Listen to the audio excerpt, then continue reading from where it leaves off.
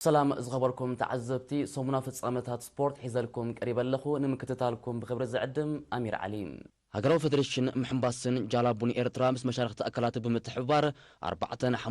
أب كتما متصوع نتفتاتو السلاسيلوم أبتدي مزازمي أجات أمي نتوردر أملكيتو وانا صحفي هاجرو فدريشن محمباسن جالبان إيرترا أتو عبد الوهاب إبراهيم زهابو مبرهيم نخلهم عدم أخبيرهم زموت دحر مسجان فدريشن كابز مسرت أدحيزو أبز حلو 5 عمتات استفلالي هاجراون زباون نتفتات وديبو كاين مصنحو بمقلاص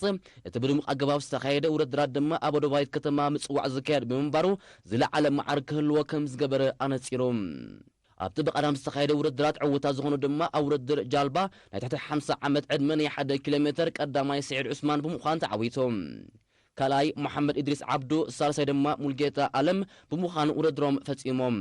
أقدم وردروم زسلاسلو حنبس سنة 3 كيلومتر مالت ماراثون يمنيروم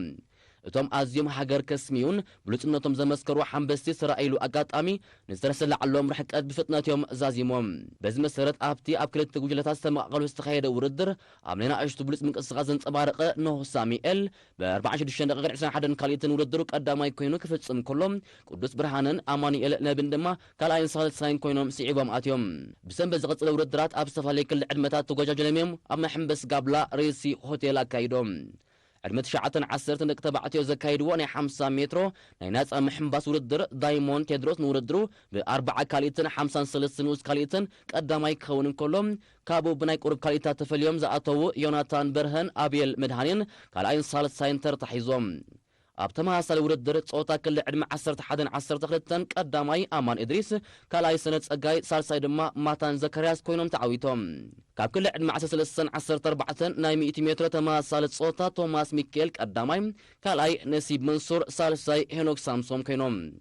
أبناي كل عدم 10 شوعة ناي كل 100 متر ناي نتسا محمباس قداماي أماني النبي كالاي قدوس برهانة سال سايدما فيليمون السايم أبتما صال عدم ني عينة محمباس أفلبيك قداماي نوه يمانة كالاي أماني إل يمانة سالساي إيرود إفريم أبريلي كل 100 متر عدم 10 قداماي أماني إل نبي كالاي نوه يمانة سالساي قدوس برهانم أميدك أنستي كل علم 10 ناي ناس محمباس قداميتي سوفانا دانييل كالايتي دلينا ميكيل سالسيتي مسغانا نبيم أبريل 100 متر رحقات كل عدم 10 يدك أنستيوم دليلنا ميكيل وردرام بغلت دغن 10 كاليتن قداميت خوينا كتفصمون كلا كاليتي مسغانا نبي سالسيت دما روفتانا ميكيل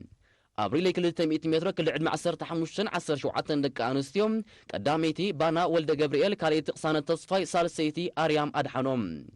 أبناء كل 100 متر ناس محمباس كل عدم 10 شوعة دك أنستيوم قداميتي بانا ولد جبريل كاليتي قصانة تصفاي ساسيت دما ليديا فتصم بمخان كعوتا انكلوام أبناء كل عدم 10 دك تبعتي كل 100 متر بزجبرون ناس محمباس وردر قدامي نجام بينم كلاي سولومون إيوب سالساي دما كوكوب أبرها كوينم تعويتهم أبتما سالك كل عدم صوتنا كل 100 متر ناي محمباس بأفلبيم قدامي ساميل تصفاي كلاي سولومون إيوب سالساي محمود يوسف كال تماثل كل عدم صوتان 400 متر محمباس غليم قداماي سولومون إيوب كالاي ناتان ولد سلاسة سالساي محمود يوسف بمخان بوديوم ديبوم أمود أتعوت أسرار لمشلمات كابير سفالي وحلفت تقبلهم أبتأكد أمي زتساتفت كل مربستي الدمان وطم أبتوردر زتساتفو استفالي نواتاوي متابع جرام إذا خمسين كلون هجروات جانتا إيرترا وكيلو أب تخاب 23 كسب 26 حدار أب كتما رواندا ذكر وردرات محمباس بأجو هلاو النتا أفريت أزلا من السي هرميلا نقسم نتزقل تفاق زي مالا ساسان حمشتن كاليت جزية زي مزقبوتن مرقاقاس بولك أزقبروت وردر نتفت نتكدقمو أي تتسقمتن كابو زحد ما مورال رخيبام كبرات خطاتلتنا بزعبا زملكات مسعوتاتن والكسباتن أكايتن ودبتن هذا وردر زقبرنا علال أبز متقدام لسا سبورت خطاتلهم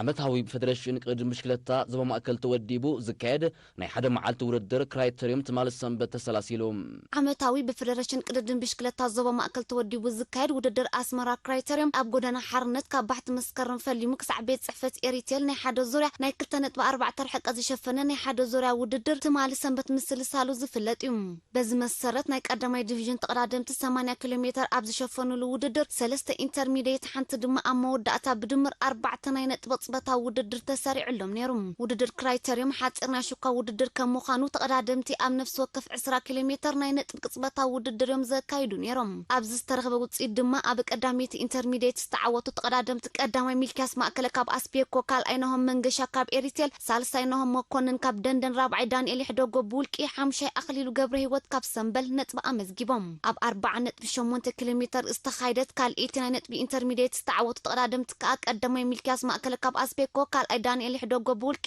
ሳልሳይ ናኦድ ብርሃነ ራብዓይ መዋእል ግርማይ ክልቲኦም ካብ ደንደን ሓምሻይ ሄብሮን ብርሃነ ካብ ሰንበል ተዓዊቶም ቀፂላ ኣብ 61.2 ኪሎ ሜትር ኣብ ዝተኻይደት ሳልሰይቲ ኢንተርሚዲየት ዝተዓወቱ ተቐዳደምቲ ድማ ቀዳማይ ኣኽሊሉ ገብረ ህይወት ካብ ሰንበል ካልኣይ ናሆም ገዛኢ ብውልቂ ሳልሳይ ኣሌክሳንደር ኢሳቅ ካብ ኣስፔኮ ራብዓይ ፋንኤል ሓይለ ኣብ ካብ ሰንበል ሓምሻይ ዳንኤል ፍጹም ብርሃን ካብ ኣስፔኮ ብምዕዋት ነጥቢ ኣመዝጊቦም ኩሎም ኣብ ኢንተርሚዲየት ዝተዓወቱ ተቐዳደምቲ ከዓ 5-4-3-2-1 ነጥቢ ረኺቦም ኣብዚ ውድድር ንቐዳሞ 3 ዕውታት ወርቂ ብሩር ነሓስ መዳልያን ናይ ገንዘብ ሽልማትን ተዳልዩ ብምንባሩ ከዓ ኣብ ነፍሲ ወከፍ ቅጽበታዊ ውድድር ዝተፈላለዩ ተቐዳደምቲ ነጥቢ የመዝግቡ ብምንባሮም መን ተዓዋቲ ይኸውን ንምፍላይ ተዓዘብቲ ኣብ ሸቕሎት ከለዉ ራብዒት ናይ መወዳእታ ቅጽበታዊ ውድድር ኣርኪባ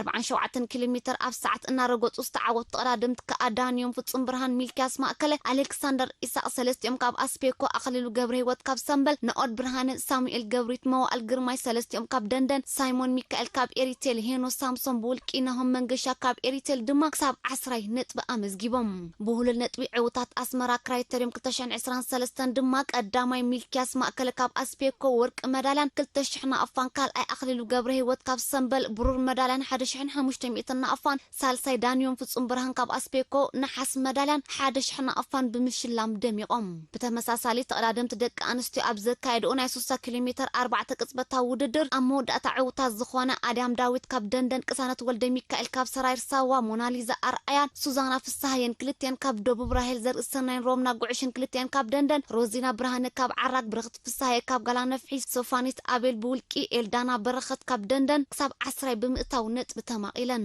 ብሁሉል ነጥቢ ዝተዓወታ ተቐዳደምቲ ከዓ ቀዳሚቲ ኣድያም ዳዊት ካብ ደንደን ወርቂ መዳልያን 1500 ናኣፋን ካልአይቲ ቅሳነት ወልደ ሚካኤል ካብ ሰራይር ሳዋ ብሩር መዳልያን 1000 ናኣፋን ሳልሰይቲ ራሄል ዘርእሰናይ ካብ ደንደን ነሓስ መዳልያን 500 ናኣፋን ብምሽላም ዕውታት ኣስመራ ክራይተሪየም 2023 ኣቢለን እዚ ከምዚ ኢሉ እንከሎ ጁኒየር ተቐዳደምቲ ኣብ ዘካየድዎ ውድድር ድማ 3 ኪሎ ሜትር ሸፊኖም ሰለስተ ናይ ኢንተርሚዲየት ውድድር ድማ ኣብ መንጎ ኣካይዶም ኣብ መወዳእታ 44.8 ኪሎ ሜትር እናረገጹ ዝተዓወቱ ተቐዳደምቲ ሮቤል ግርማይ ካብ ደንደን ኤርሚያስ ዑባይ ካብ ኤሪቴል ፋሲል ተስፋልደት ብውልቂ ቢቫን ሮቤል ካብ ደቡብ ሴም ኢዮብ ካብ ኣስፔኮ ዮሃንስ መድሃኔ ብውልቂ ኤስትሮም ተስፋይ ካብ ኤሪቴል ኤቨን በላይ ብውልቂ ናትናኤል ኣማኑኤል ካብ ደቡብ ሄርሞን ኢሳቅ ካብ ጽንዓት ካብ ቀዳማይ ክሳብ 10 ብምዕዋት ነጥቢ ኣመዝጊቦም ብሁሉል ነጥቢ ዕውታት ኣስመራ ክራይተሪየም 2023 ዝኾኑ ተቐዳደምቲ ድማ ሮቤል ግርማይ ካብ ደንደን ወርቂ መዳልያን 1500 ናኣፋ ኤርሚያስ ዑባይ ካብ ኤሪቴል ብሩር መዳልያን 1000 ናኣፋን ኤስትሮም ተስፋይ ካብ ኤሪቴል ነሓስ መዳልያን 500 ናኣፋን ብምሽላም ኣብ ፖድዮም ደይቦም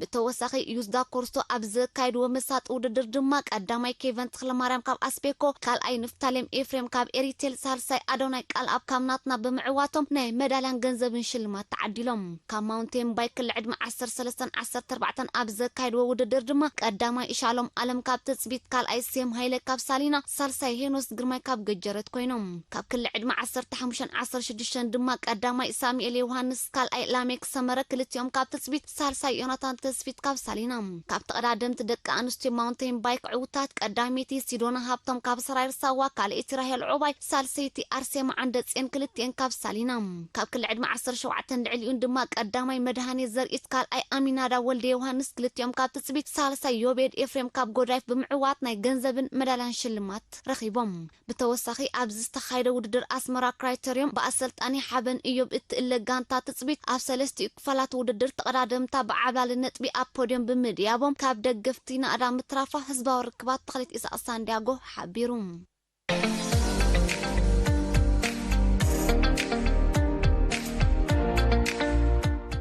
ممزن بقعات غانتاتات سالساي ديفيجن كعسو مربب زوا ماكل ناب مزازم مدرخ ابزغس كسلو زلو بقدام سنبتون بخلتي صوتا ودراتو اسلاسيلو نيرو بقدام امونغو غانتاتات دق تبعتيو باغنان دنب سنبلن استخايد صوتا نتعذبت زمسطه حيال هلخ سرايلو غطمي تخايدو غطم نايزن غانتاتات كفلومو اب متقعن مكل خالن حيلنين قريبن ነቲ ውዕውዕን ህልኽን ናይ ዘን ክልቲአን ጋንታታት ብወገን ደገፍቲ ዝነበረ ድሙቕ ምትባዕ መሊሱ ድምቀት ወስኸሉ ኣብ ፈላሚት ሴት ከዓ ብኣሰልጣኒት ዮዲት ፈትዊ እትእለ ጋንታ ባህግና 25-16 ክዛዝማ ኽኢላ ኣብዚ ሰዓበት ካልእ ተኽፋል ፀወታ ብቆማት ተፃወታ ጴጥሮስ ይማነ እትልለ ደንበ ሰንበል ተዋሂዳ ዝነበራ ንኣሽቶ ሃጋፋት ሸፊና ተደጋጋሚ መጥቃዕቲ ብምውሓዝ ንኻልኢት ሴት 25-22 ብምስዓር ንውፅኢት ፀወታ ናብ ማዕረ ቀይርዎ ኣብ ሳልሰይትን መፈላለይትን ፀወታ ኩሉ ኣፍቃር ስፖርት ዝተፀበያ ግጥም ድማ ደንበ ሰንበላይ ተኻእሉን 15-12 ብምዛም ብድምር ውፅኢት 2-1 ብምስዓር ንደገፍቶም ኣሰራሲሮም ኣብዛ ግጥም ተፃወቲ ደንበ ሰንበል ይዲድያ ተስፋይ ጴጥሮስ ይማነ ሻምናን ተስፋይን ብዘንፀባረቆ ብቕዓት ካብ ተዓዘብቲ ናእዳ ረኺቦም ኣብቲ ዕለት ተሰሪዓ ዝነበረት ግጥም ኣብ መንጎ ጋንታታት ደቂ ኣንስትዮ ባሕቲ መስከረም ኣድሊስን ድማ ብዓወት ባሕቲ መስከረም 25-20 25-23 ብምስዓር ንፀወታ 2-0 ዛዚመንኦ ብሰንበት ናይ ደቂ ኣንስትዮ ፀወታ የተኻይዱ ኣብ ቀዳሚት ፀወታ ሰላም ምስ ደንበ ሰንበል ኣብ ዝተረኸባሉ ብኣሰልጠንቲ ዘርኢትን መምህር ቢንያምን እትስልጥን ደንበ ሰንበል 25-20 25-18 ብምስዓር ደሚቐን ወፅን ብዘይካዚ ንዕአን ስዒበን ግጥማትን ዘካየዳ ኣዱሊስን ንስርኔን ነይረን ኣዱሊሳውያን ነታ ብቐዳም ዝተሰዓራ ግጥም ኣብ ዝዓለት ዝተደበሰላያ ነይራ ዓብሊለን ብምቕራብካ ኣብ ልዕልታ ኣብዚ ናይ መምዘኒ ብቕዓት ዝካየድ ዘሎ ውድድራት ድሓን ዝኾነ ምንቅስቓስ እተርኢ ዘላ ንስሪ 25-21 25-14 ብምስዓር ናይ 2-0 ዓወት ተጓናፂፈን መምዘኒ ብቕዓት ሳልሳይ ዲቪዥን ኩዕሶ መርበብ ዝመፅእ ሰሙን እውን ውድድራቱ ከሰላስል እዩ ባርከ ዝኸበርኩም ተኸታተልትና ናይ ሎሚ ትሕዝቶና ኣብዚ ንፍፅም ዝመፅእ ሰሙን ብኻልእ ትሕዝቶ ክሳብ ንራኸብ ሰላም ቅነ